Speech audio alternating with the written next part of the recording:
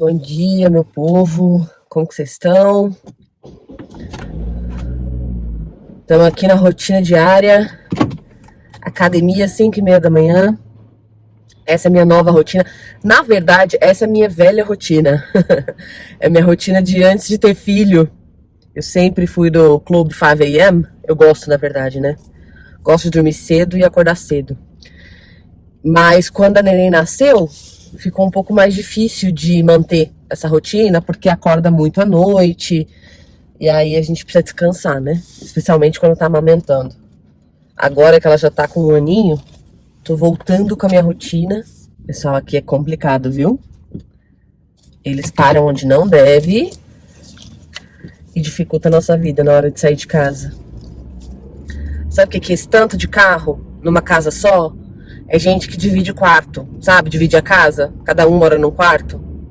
É isso. E aí na frente da casa, como aqui você não consegue fazer nada sem carro, na frente da casa fica um monte de carro estacionado. E o nosso condomínio, ele proíbe você de estacionar em determinadas áreas. Então o pessoal fica acumulando os carros ali onde é possível e ferra com a nossa logística, né? Enfim, já tem algumas semanas que eu voltei pra minha rotina. Gente, eu tô numa loucura por aqui, por isso que eu tô um pouco sumida também. Mas eu tô numa loucura. Minha sogra tá me visitando, então sempre tem coisa pra fazer. Eita, que essa estrada aqui, à noite, é assim, você entrega na mão de Deus e vai. Olha, coisa horrível. Não dá nem pra me ver. Tava falando que tem muita coisa pra fazer e tal, final de ano. Daqui a pouco o fórum entra em recesso, né? Eles sempre entram em recesso no final do ano, então a gente começa a correr. Essa época é a época que a gente começa a correr pra subir tudo que a gente precisa subir, dar andamento nos processos que a gente precisa dar, começar a cobrar. E aí, galera, mais um ano se fechou, mais um ano se passou e vocês não resolveram esse litígio.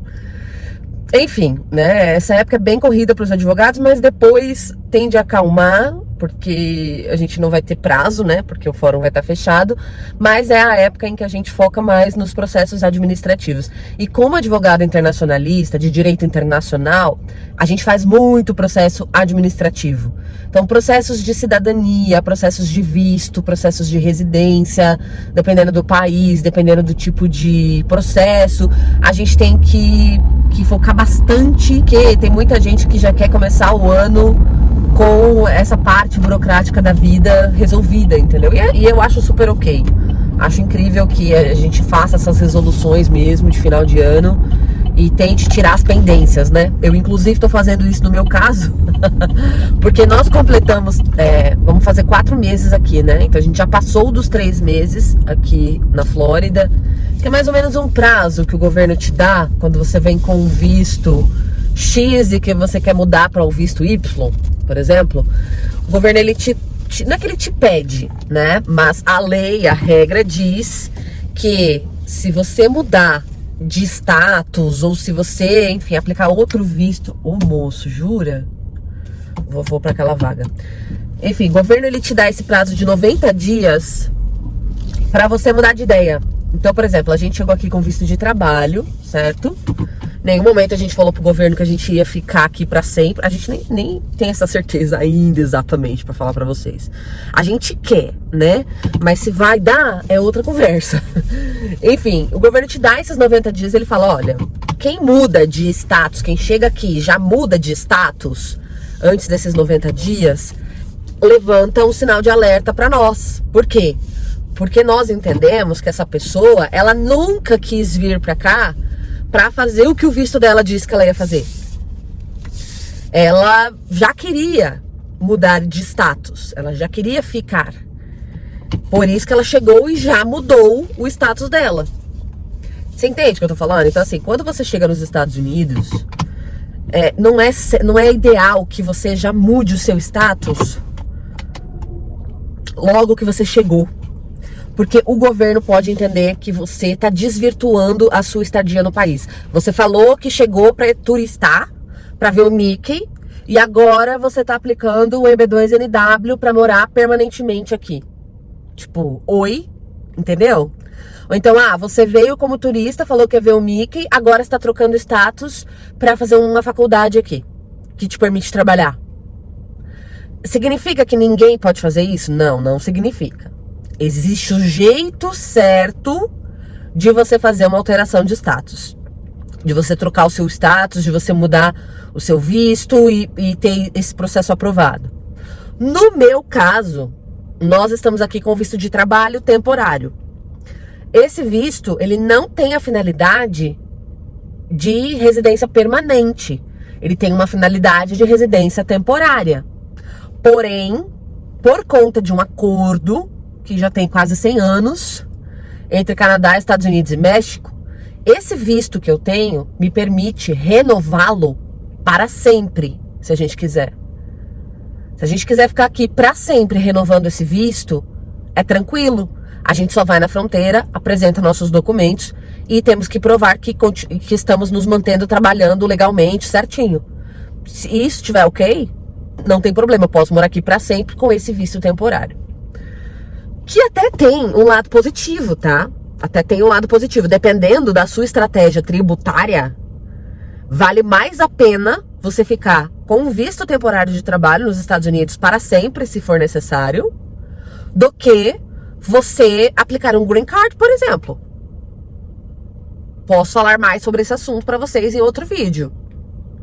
Esse vídeo aqui não tá nem decente, né, gente? Porque eu estou no escuro gravando um vídeo pra vocês. Eu acho que o YouTube nem vai mandar esse vídeo, nem vai divulgar muito esse vídeo. Enfim, o que acontece? Ah, já tá no parking, top. Enfim, o que acontece? Esse meu visto, ele tem essa característica. Então eu posso ficar aqui o resto da vida, se eu quiser, trabalhando com esse visto, porque eu tenho a cidadania canadense. Entendeu? Então é um visto atrelado a duas coisas: cidadania canadense e emprego fixo, emprego nos Estados Unidos. O cara veio, estacionou o carro dele na contramão. O povo aqui é muito estranho, viu? É muito estranho. Enfim, então meu visto permite isso. Porém, eu também posso aplicar um EB2NW, aplicar um EB1, aplicar um processo de green card, se a gente quiser. Também tem a opção do EB2, que é o green card pelo empregador para profissionais de TI, que não precisaria fazer o processo lá de autorização de trabalho antes. Que é a parte mais chata do green card, né? Quando o empregador ele vai te patrocinar, o que ele tem que fazer? Ele tem que fazer um processo anterior ao seu green card, que é um processo de autorização de trabalho, de poder contratar um estrangeiro. E nesse processo a empresa tem que dar um monte de informação para o governo. É por isso que a maioria das empresas não querem fazer. Elas não querem ficar com delas na reta, elas não querem ter que mexer com o governo, entendeu? Mas se ela quiser muito a mão de obra, ou se ela precisar muito dessa mão de obra, eles acabam fazendo. No caso dos profissionais de IT, eles retiraram essa exigência. Então a gente não precisaria fazer essa etapa, porque meu marido já está aqui trabalhando para o empregador, tem todas as qualificações e tal. Então também tem essa opção do EB2, porém a gente precisaria pedir para a empresa fazer. E gente, sempre que você vai pedir para alguém fazer alguma coisa por você, você tem que partir do princípio que você já está incomodando. Essa é a verdade, entende? E outra, quando o assunto é imigração, e eu vi isso acontecer muito no Canadá. Eu vi isso acontecer em vários casos. Eu vi pessoas sendo tratadas como escravos no Canadá, porque foram para o país vinculadas a um único empregador, com visto fechado para trabalhar para aquele empregador apenas. O tal do LMIA, o tal do sponsor, o tal da job offer. Cansei de ver pessoas em estado de escravidão no Canadá porque foram para o país com visto fechado para trabalhar para o empregador.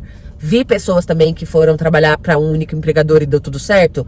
Vi profissionais altamente qualificados, profissionais altamente requisitados, esses sim, que geralmente eram contratados por grandes corporações. É outra conversa. Agora, o fulaninho ali daquela empresa familiar lá do interior do Canadá, lá da fazenda, nossa, eu já vi tanto caso de abuso mesmo, sabe? De exploração, até de escravidão.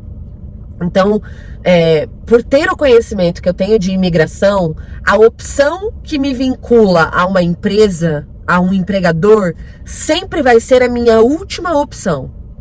Sempre vai ser assim, só vou por esse caminho se não tiver outro jeito. Que não é o caso aqui dos Estados Unidos. Aqui a gente se qualificaria para um EB1, a gente se qualificaria para um EB2 NW, apesar que esse está sendo bem recusado. Eu tenho a opção de fazer o doutorado, eu estou nesse processo, aplicando para o doutorado. Eu vou aplicar para os dois, na verdade. Eu vou aplicar para o mestrado e vou aplicar para o doutorado. Mas o doutorado, do ponto de vista profissional, apesar dele ser mais longo e mais caro, do ponto de vista profissional, ele vai ser muito melhor para mim, entendeu? Porque eu vou poder ser advogada na Flórida, eu vou poder prestar o bar da Flórida, eu nunca vou ter aquele problema de que, sua formação é estrangeira, então você não é confiável. Porque para você se tornar advogado aqui, você precisa fazer o JD, que é o doutorado, Juris Doctor, né?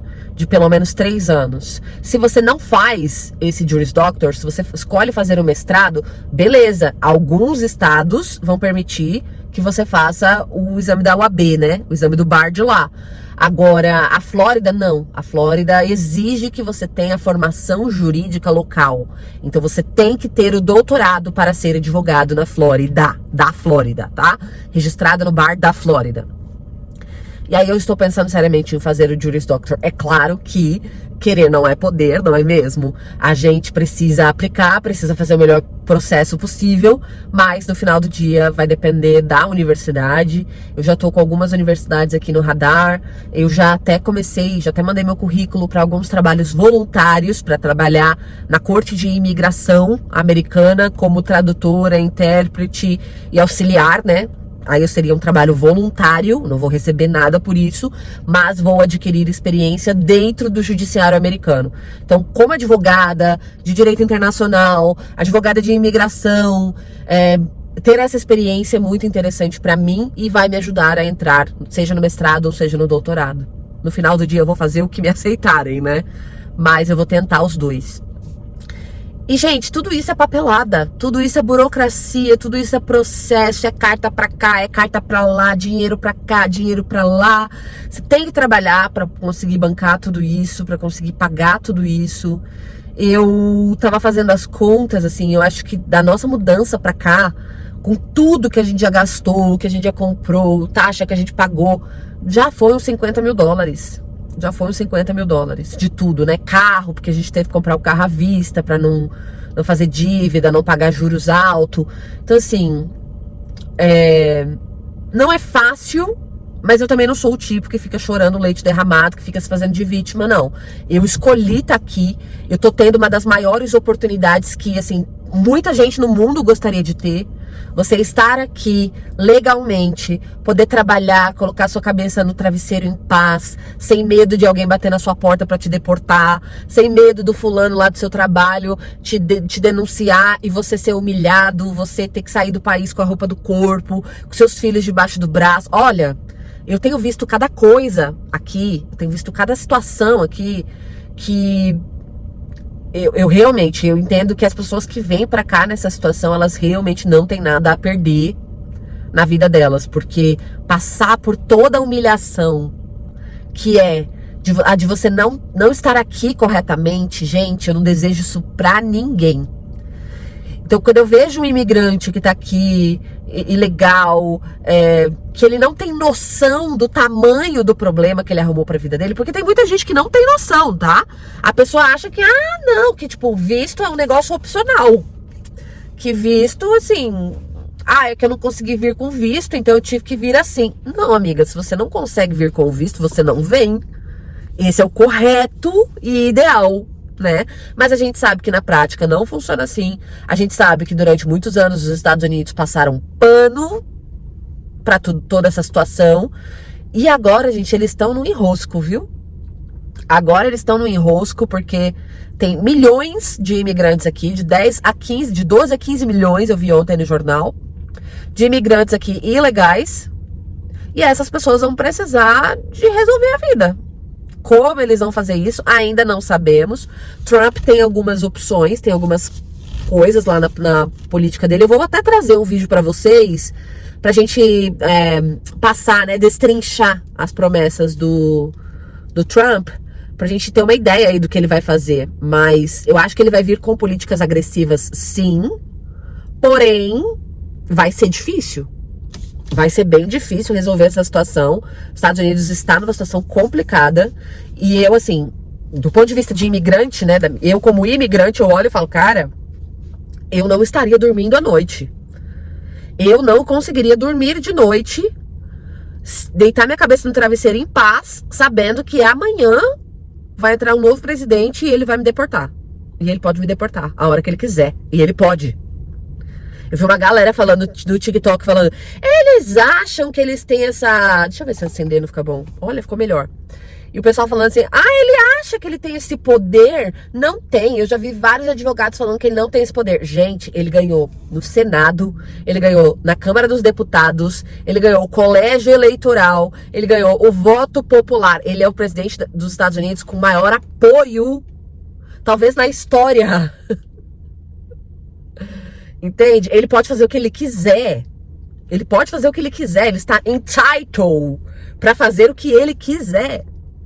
Então, assim, eu estaria muito preocupada. Eu estaria fazendo minhas malas. E o ministro da imigração dele falou isso com todas as letras, tá? Ele deu um discurso aqui. Eu vou procurar esse vídeo para fazer um react para vocês. Ele deu um discurso aqui dizendo, olha, vocês que estão aqui indocumentados, que chegaram aqui pelo México, que vararam a fronteira, podem começar a fazer as malas de vocês. Nós vamos colocar, inclusive, o exército para deportar essas pessoas. Então, assim, vai ser um show de horror o ano que vem. Pra quem tá aqui sem status. E eu fico, assim, de coração na mão, sabe? Porque como imigrante, como advogada, é muito interessante isso. Porque como advogada, eu entendo a lei, né? Eu não sou advogada de imigração aqui. Ainda, né? Se você estiver procurando aconselhamento profissional de imigração aqui nos Estados Unidos, eu não consigo te atender, mas você pode me mandar mensagem, eu posso te recomendar alguns advogados da minha confiança. Tá? A gente sempre tem parceiros com quem a gente trabalha para poder recomendar. Isso é comum no mundo dos advogados, então às vezes a gente não faz aquele caso, mas a gente recomenda, né, algum parceiro, algum colega.